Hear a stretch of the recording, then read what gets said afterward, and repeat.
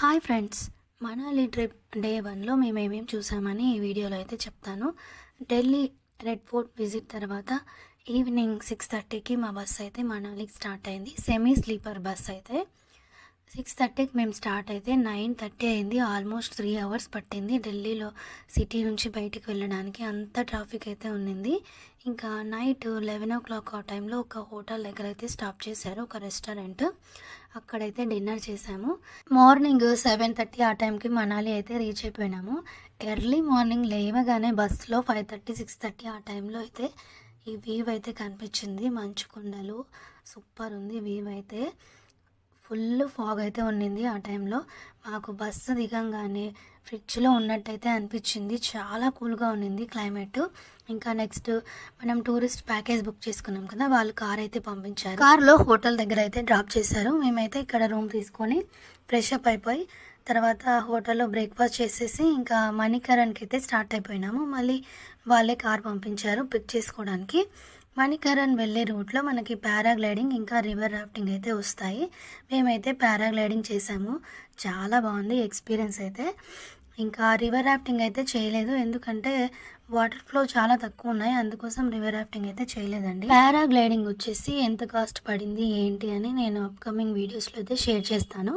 మణికరణ్ వచ్చేసి మనాలి నుంచి 80 kilometers అయితే ఉంటుంది.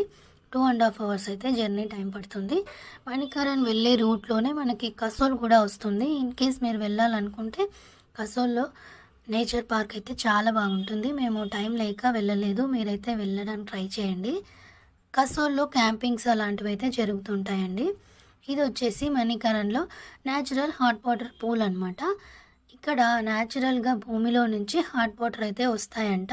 అవి ఎలా వస్తాయి ఏంటి అని నెక్స్ట్ లాంగ్ వీడియోలో నేనైతే షేర్ చేస్తాను ఆ డీటెయిల్స్ అన్నీ. ఇంకా ఇక్కడ మణికరణ్లో వచ్చేసి మనకు ఫుడ్ ఇంకా రూమ్ అయితే ఫ్రీగానే ఇస్తారంట. మేమైతే వెళ్ళలేదు, ఇన్ కేస్ మీరు వెళ్ళాలనుకుంటే అక్కడ వెళ్ళి తీసుకోండి. ఇంకా టెంపుల్ అయితే ఇదేనండి, శివాలయం ఉంటుంది లోపల, ఇంకా గురుద్వారా కూడా ఉంటుంది. ఇదేంటి ఇక్కడ వీళ్ళు ఏం చేస్తున్నారు అని అనుకుంటున్నారా? శనగలు అయితే వాళ్ళు దాంట్లో హాట్ వాటర్లో పెట్టి కుక్ చేసుకుంటున్నారు. ఇక్కడ రైస్ కూడా కుక్ చేసి అదే ప్రసాదంగా పెడతారనమాట. చూడండి ఎంత హాట్గా ఉన్నాయో వాటర్ అయితే. ఇంకా అంత హాట్గా వాటర్ ఎందుకు ఉంటాయి ఏంటి అని ఫుల్ డీటెయిల్స్ నేను లాంగ్ వీడియోలో షేర్ చేస్తాను. ఇంకా మేము కూడా తీసుకొని ట్రై చేసాము.